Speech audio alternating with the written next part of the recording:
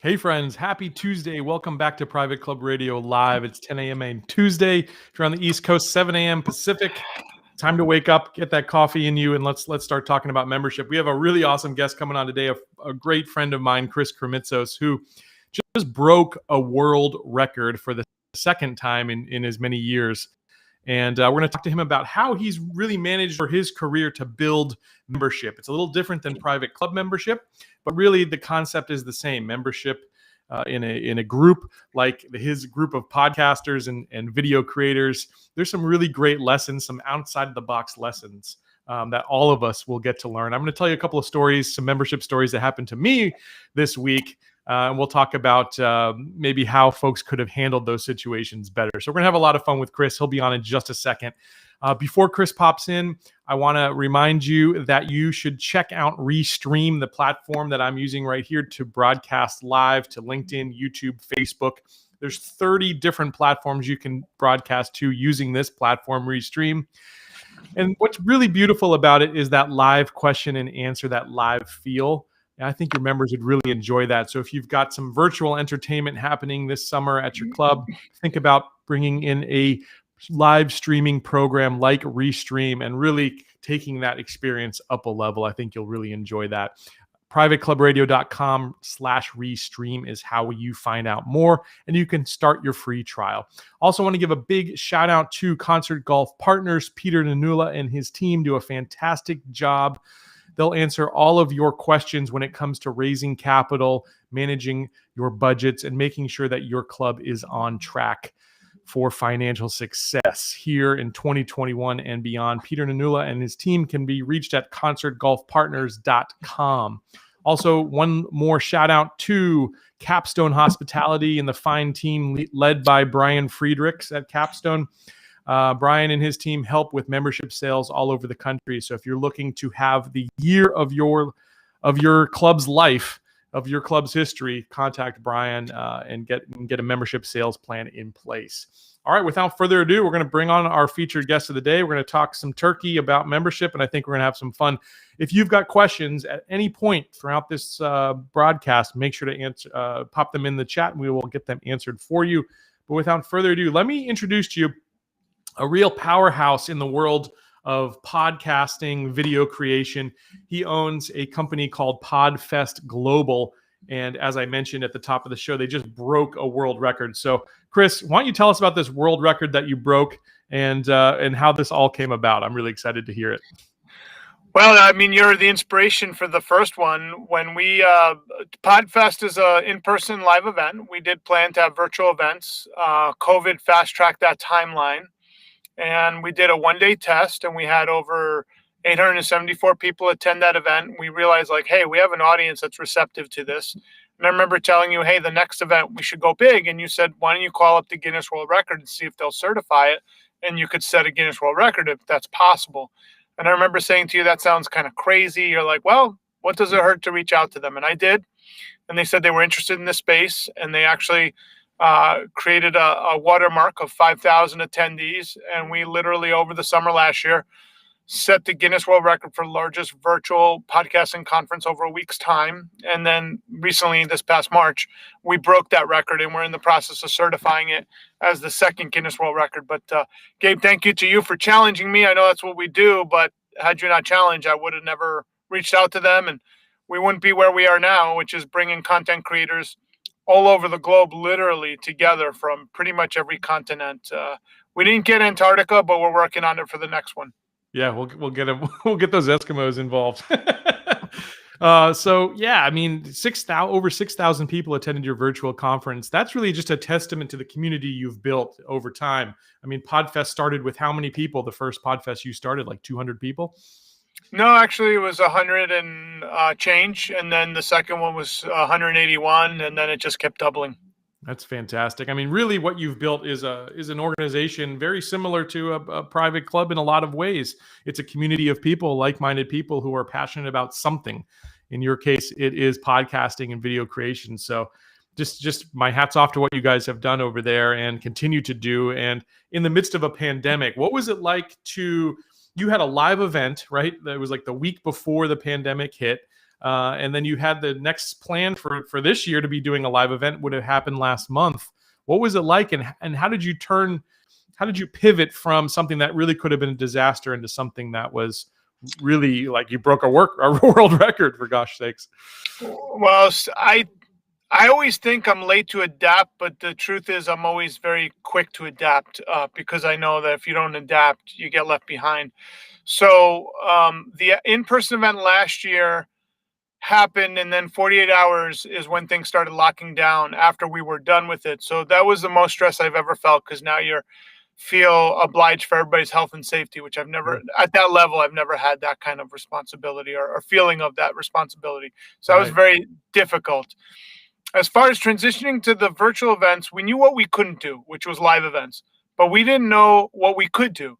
And I then went into an exploratory, willing to fail, to learn how to do virtual events well. Luckily, we had probably the best event app already, and it did well virtually. So so we had really great technology already in place. We already had a really great community. Then it was just left to us to brainstorm. And what we did was we strategically thought out, how can we keep people on a stream? How could we create really great value? How could we ask the community for help? We allowed the community to crowdfund our very first event, so they bought in behind it. So all those little factors, we had multiple town hall meetings with our community, our membership, telling them what we're going to do. All those factors led to our success. I think that was the biggest thing for golf clubs as well. Clubs that were able to pivot quickly, to be willing, like you said, to fail or to start something and try it out and see how it works. Those are the ones that really were successful. And the clubs, obviously, that did that had the biggest membership years of their entire history. So, what does it take to have that thinking, like to be able to pivot, to be able to come up with new ideas, and to be able to really test them? In your mind, what lays behind that, Chris? It's very easy to get into the negative. So it's very easy to watch the news cycle. It's very easy to say we're doomed and gloomed. My wife, Katie, would tell me that she's in a group with moms, and one of them would say 72 days since the pandemic, 82 days. If you're counting the days and you're tying your present moment to the past, you're doomed. And a lot of people do that. So remember, like, that's 82 days you just lost, because you're tying them as lost days to the past. So a lot of people did that. I'm not saying I didn't do that. I had my own little, like, oh man, what are we going to do now? But then very quickly I started thinking, okay, well, you just put the book up, but it's my moment to start ugly and figure out what can I do. And that's honestly, Gabe, we did a lot. I'll tell you one thing we did with the book, which is interesting. We knew a lot of people were looking for speakers, and there was a lot of speakers saying, hey, I'll speak for you. What we did, we said, hey, we'll speak about Start Ugly. We'll do this speech for free. All we ask is that your crowd buys the book, so that way we have a common ground to talk about it. So I actually landed speaking gigs promoting my book, and it was a value add to local chambers in the area. So that was a huge win-win. So we were creating all these things on the fly. I was doing consulting if anyone needed a power day strategically. So, all options were on the table, because when there's a pandemic, none of us really at the time knew how long it would last. Most of us thought by the end of last year it would be over. Well, look, we're well into this year, and it doesn't look like it'll be over anytime. I mean, it looks like it'll be over sometime soon, but depending on what state you live in and what country, you might go on till the end of the year for you. For some of us, it'll be done by June. So, all that, you can't control any of that. But what you can control is people are virtually meeting. They know how to use Zoom. You know how to create value add. There's entertainers now that are doing things through Zoom. So you want to mix it up and see what you can do. And starting ugly is my mantra. Now, it doesn't mean I stay ugly. I start ugly and I perfectly execute along the way. I don't believe in starting ugly, staying ugly. That's a whole different book. But starting ugly, I just watched a video this morning, Gabe, and it was Evan Carmichael, who loves to mix a lot of motivational stuff. But they had a clip of Elon Musk, and they asked him about his rocket company when he started it. And all his friends were like, you're going to lose your money in that, right? He's like, yeah, you don't go into building rockets thinking you're going to, that's not a safe investment. Right, he goes, right. I could put my money anywhere else. He goes, you go into building rockets because the why is I want to reach, create interplanetary species. He goes, I didn't care about making money. I wanted to explore that. Or Jeff Bezos talks about for years, the markets didn't understand him. Obviously, they understand him now, but Right. he was experimenting all along. So innovation requires failure, but in that failure, there's some of the greatest successes you'll ever have. Right. Absolutely. And I did put the book there up on screen. Chris wrote this book, I guess, about 2 years ago now, Chris. And it's just a fantastic book. If you haven't already read it, you can pick up a copy on Amazon, any major bookseller. It's a quick read. I read it in about 2 hours. It's a fantastic book to really give to your leadership team. So I would highly recommend buying a few copies of Start Ugly just to get that creative process working in your club. So Chris, thanks again for writing that book because it's helped a lot of people out there as well. What was the inspiration for you writing that book? Just a lot of people get stuck. All of us get stuck, including myself. And the inspiration of that book was as innovation happens, and COVID kind of proved this, you have to really be willing to innovate if you want to stay ahead. I think COVID innovated people 3 to 5 years ahead of the curve, but it's taking the sting out of starting ugly and being okay with it. So that was the inspiration to help people get started. Obviously, I deal with podcasters and YouTubers, and people think about it for years before they start. They're better off just starting and figuring it out as they go. Right. We've done the test.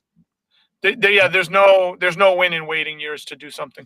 Yeah, exactly. And I think a lot of clubs do get stuck in that because just maybe the nature of the way this club is structured with a board and committees and whatnot. But really, you got to find a way to build in some innovation and to be able to take some chances and some risks. Again, we've seen it all over the country this year. The clubs that took a few risks, they made some outside the box moves, are the ones that really did well. I'm going to transition our conversation here, Chris, about a couple of membership stories that just happened to me, in fact, yesterday. And I'd just like to get your take. You're a guy who's built these communities, built these memberships. I'd love to see how you would handle this. Okay. So we're doing something kind of different here on the show, which is what's nice about going live. You never know what's going to happen. So I walked into my son's birthday is on Thursday, and she wanted me to get a little folding table. So I walk into Sam's Club. It's 9:44 in the morning. I walk into Sam's Club. The woman greets me at the front door, and I show her my little Sam's Club business card. Let's get that to focus, right? And I keep walking. She says, wait, sir. Regular members don't come in till 10. Regular members come in at 10 o'clock.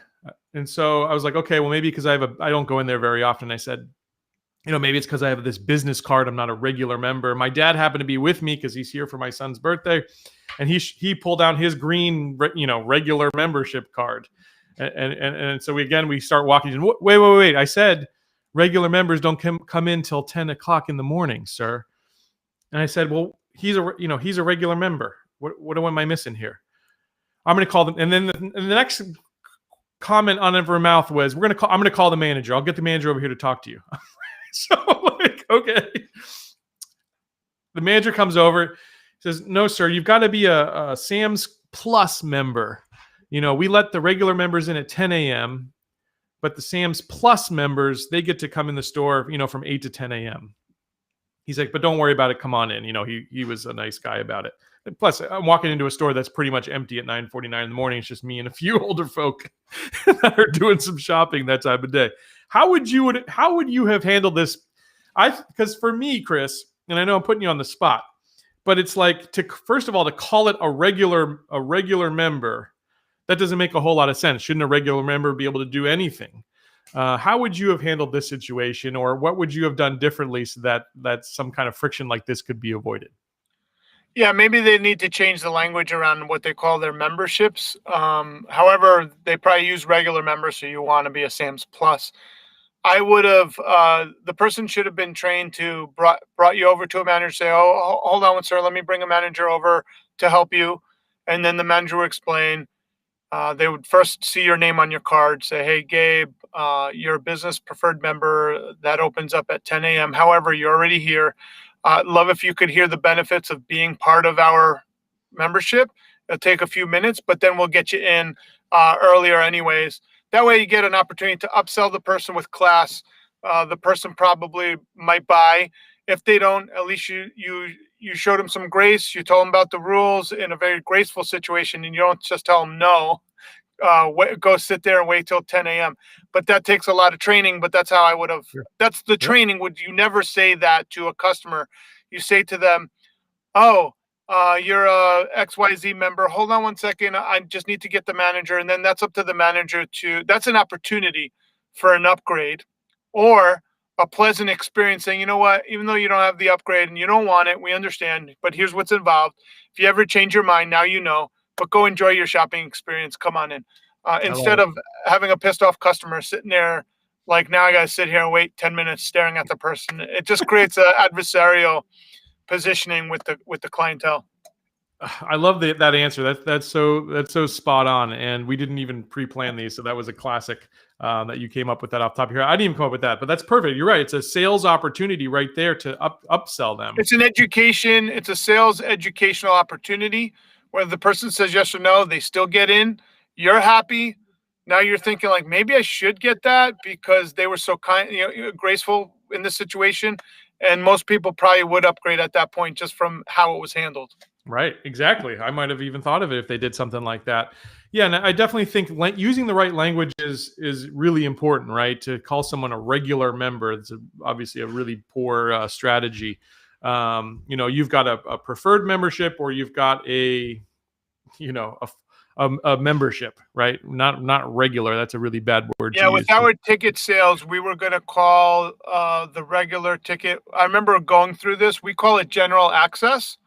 So we neutralized it. We did debate, should we make it a negative? That's what a regular member would be. Right. It would be a negative. And we decided, you know what, that doesn't fit our culture. So we said, okay, it's a general access pass. And that kind of says it's general access, but it doesn't say you're less than, right, which is what regular in America anyways, regular, that's what that connotates. That's exactly how I felt. It was like, hey, when you let the low light, you're not good enough. You're not, you're part of the gang that comes in at 10.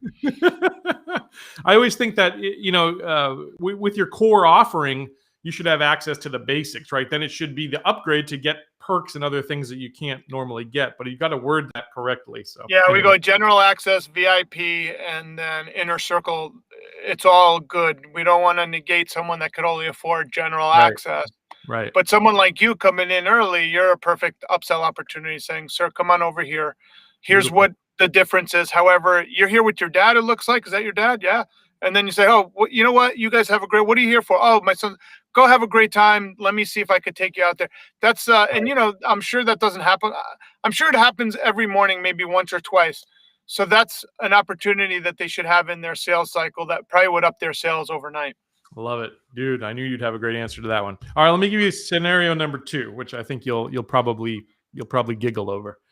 So scenario number 2, and this again happened to me yesterday. These are real life stories. Yeah, you got a busy day yesterday.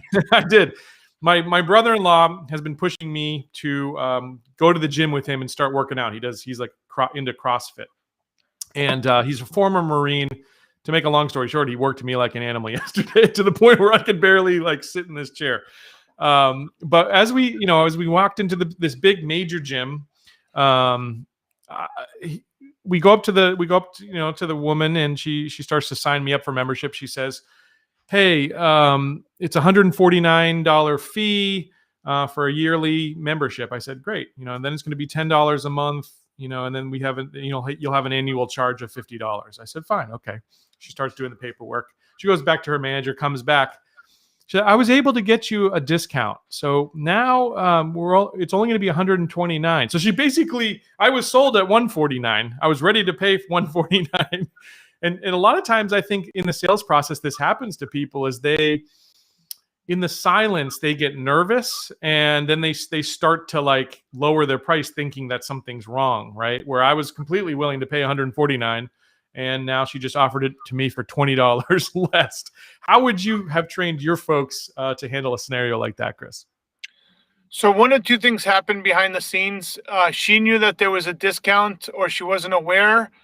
And she then felt guilty that you were going to sign up at full price, but she knows that they're giving out a special. So she should have been better trained to say, hey, just want to let you know you're not aware of this, but right now we're running a special $129, which is less than the $149. So when you join today, that's the rate you get in, whatever. So she was just ill-informed because I'm sure the manager, when she went to do the paperwork, the manager did you tell him about the special? What special? Well, technically it's $129, Obviously there's some miscommunication. So one of two things: if you're signing up, make sure you're. I remember going to a used car dealership, and the used car dealer was trying to sell us a car at, let's say, 7,000. Me and my best buddy were trying to buy a car, and yet he had the advertisement that the car was on sale for $6,400. Here's the perception: the customer always will think, "Oh, he's trying to rip me off." The truth was that dealer was never told about the special that's being run on that car. Right. So unfortunately, the management should always have a meeting every week apprising everybody of the specials. So she should have already known about that special and let you know about it, and told you what the special was if you signed up that day. So I just think that's miscommunication behind the scenes. Right. Now, as far as addressing silence, when you're doing sales and the person goes silent, you must wait for the answer. Don't be the first to talk. That's cardinal sin number one. So you wait for the yes. If you get the yes, then you sign. I had two friends. You'll love this. I have a friend that has a delayed thought. So all of us have met someone like this. Literally, they think and they don't realize that's like 20 seconds of silence is passing while they're thinking. Sure. We've all encountered someone. So my one friend, that's how he thinks. Like, takes him 20 seconds before he responds. But he doesn't realize in real time you're sitting there for 20 seconds watching him think. So I hooked him up. This was two real estate investors. I had another friend who was a real estate investor, and he was the animated, kind of like me, like really excitable kind of guy. And he wanted to approach a deal with this. This is a real thing that happened. He wanted to have the guy that thinks a lot. He was proposing to him, listen, I want you to be my bird dog. In real estate, it means finding deals. I'll give you 10% on the deal. Here's what happened. Every time the one guy would propose what the other guy would think, okay, 10%, that's not bad. While he's thinking, the other guy would go, okay, I'll give you 20% of the deal. So then it went to 20%. Then my buddy's name is John. He would then recalibrate the thought. He's like, okay, 20%, that's even better deal. I was going to do it for 10%. Then as he's thinking, the other buddy goes, I'll provide you a van that you use. Because the other guy's like, what's going on? Why is he not saying yes? So it eventually got to the point where the guy was offering him 40% of the deals, a van. And then John's like, I gotta really think about this, because now he's thinking, wait a minute, every time I was thinking, this guy kept giving me a better deal. Right. And then the other guy, he eventually couldn't do a deal with him because he's like, I can't even make money on this deal. It's like, why'd you keep offering more money while the guy was thinking? And then he called me up. He's like, I tried to make a deal. Your buddy's so greedy. So I call up my buddy because I know he has like delayed thought. Right. And I go, what the hell was going on in your mind? He goes, every time I was thinking and I was about to say yes, he'd give me a better deal. So eventually I just shut up and said, I'll think about it till tomorrow, because he was giving me like 40% of the deal, my own van. Yeah. He was giving me all kinds of perks that I didn't even know existed. Oh. So that's a classic scenario of two personality types going at it. It's classic. Yeah, you're right about the silence. Number two, I would say is, listen, I walked away with not much confidence in the price. Like, is 149 really the price? Is 129 right? The price? How much lower is the right? specials? Right. Yeah. So it's like you really devalue your brand when you're doing something like that. If you're in the moment and someone says yes, you just shut up and hand them the papers to sign, I think. Well, that's 100% true. Get it done. Don't go back and get a deal that the person didn't ask for. At 149, I would have felt great. Hey, I spent 149. I'm ready to go, and I'm in, right? But when they lowered that price, it actually put that seed of like, is there something lower? Yeah. Right. Yep. Cool. Awesome. I know you have a good answer for that one. That was a good story. Classic. That is a negotiation tactic, by the way, is to just sit in silence. And you're right. First person to talk is usually the loser in that scenario. All right. So I want to ask you for a story. I gave you a couple of mine. I want to get one of yours. What was your wildest membership story or most bizarre membership story?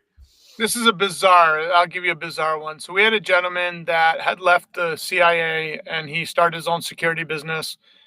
And he was very government-like, meaning he wasn't trained to the ways of entrepreneurship. So he had just become a new entrepreneur.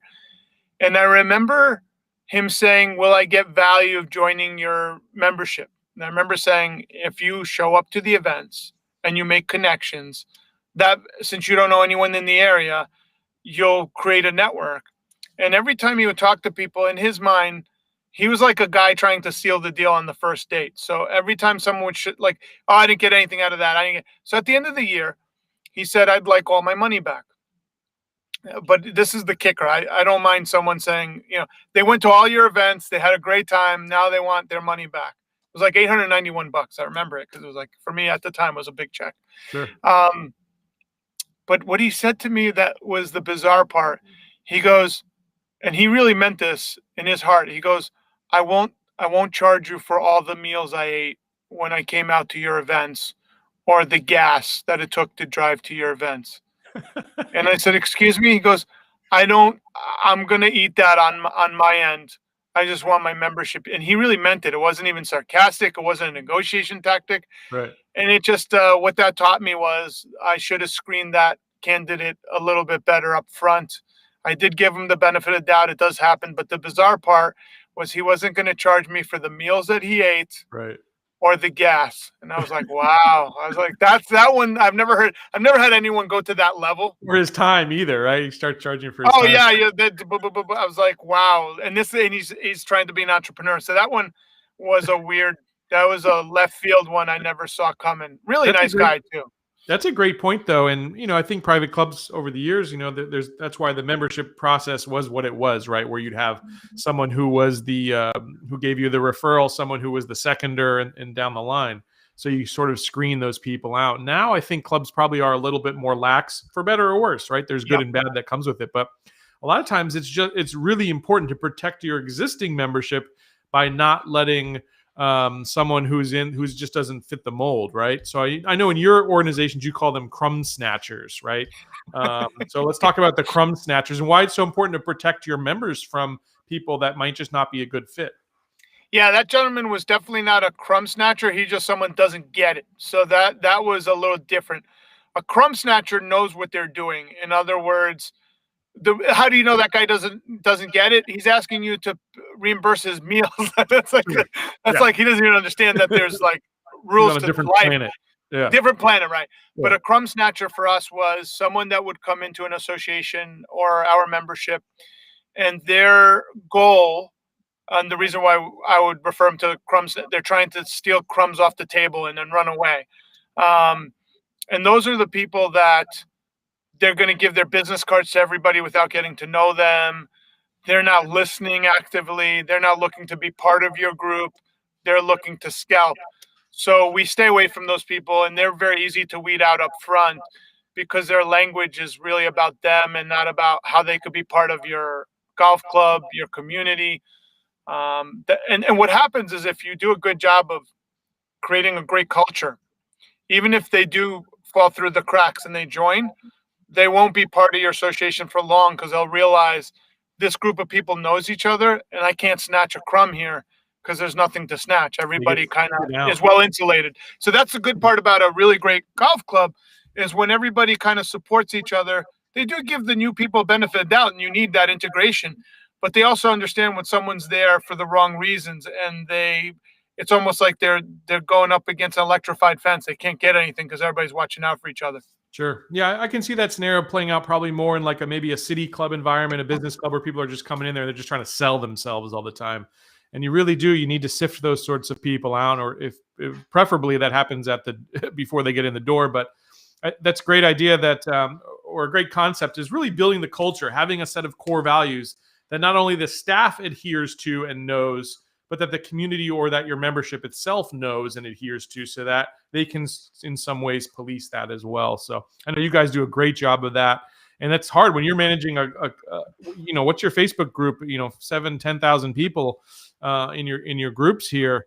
Obviously there's many more opportunities for that to happen, but you guys address those sorts of things very quickly. And you've got people in the community who sort of are making you aware of what's going on within the community as well.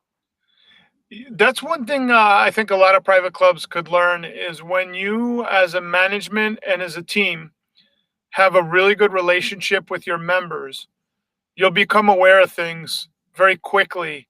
Whereas if you don't have that relationship, so like I love the private clubs where they know their members. When you're with a member and they know the member's name, the impression that makes on the guests is instrumental. And I've been to clubs where they have a what I would call like a main member, and they don't even know the guy's name, or they don't know who the person has the same tea time every week. They barely know what they're doing. That's not good. And that's eventually someone's going to, especially in today's environment, someone's competing with you and they're going to get that member. So for private clubs, I think the culture starts with the staff and integrates into the culture of the members. And then when that's locked in, you got a great community where everybody's supporting each other. Absolutely. Well said. Well, Chris, I don't want to take too much more of your time, but I do want to plug your book one more time here before we leave. It's a fantastic book. I actually was honored to write the foreword to this book. And again, if you're looking to really change the culture and really become innovative and a little bit more nimble in your business, whether it's a private club or whatever you do in life, this book is a guide to do that. Chris wrote a fantastic book, and we just thank you, Chris, for putting pen to paper, because this is an idea that really transcends. It breaks boundaries. It transcends, right? Starting ugly in your life. This book will change your life. I promise you. Again, you could pick up a copy at Amazon.com. And I'd encourage clubs maybe to even buy a copy for their entire board. So if they were to do that, Chris, is there a way they could bulk order from you, or how would they go about doing that? So yeah, I'm glad you mentioned that. I just want to be very clear. Start Ugly is a parable. It's a short story. And so it's a very easy read. And it's meant for consultants to give to clients and people to give to boards, because once everybody buys in on the concept, it allows the club management to start experimenting in ways that the board might not have been comfortable with in the past. Honestly, the best way is just go to Amazon.com, and a lot of times they have used copies up there. You could grab a bunch. That's the best way to support the book for the board. Plus, people value the hard copy. Usually the design, people love the sticky note above. But the main thing to make sure you understand, it's 99 pages. It's a very quick read. And it's a parable about a person losing their way, and they had to figure out how to start ugly again. So people could see themselves in that situation. So we created it for boards and consultants and people in the private club industry, the real estate industry, certain industries specific, insurance. So it's a very easy read to get a point across. So it's meant for a group of people to get on the same page so they could start implementing initiatives. Yeah, absolutely. And if you're a budding content creator, because I know a lot of folks who watch this show, they either want to start a podcast, they want to start a YouTube channel. Chris's group is the place to get all that training. Podfest Global. There's a podfest.global. What is the website now? It's yeah, I think that's one of them. You could go to podfestglobal.online, podfestexpo.com. If you search Podfest, we should be the first thing that pops up. And then VidFest for the video creators. Yep. It's and if you want to be part of a group that's setting world records and really doing things and learning, you want to learn from the best. That's the group to do it. So Chris, hey man, I appreciate your time. Thanks for joining me on short notice. And I hope you have a wonderful rest of the day, man. Thanks, Gabe. Appreciate having me on Private Club Radio. Thank you, man. All right, guys. Well, that's going to do it for this week here on Private Club Radio. Again, if you've got any questions that come up between now and when the next episode airs, send them my way. We'll make sure to get them on the show. Appreciate you tuning in here every week, and I wish you very well until we see each other again. Here's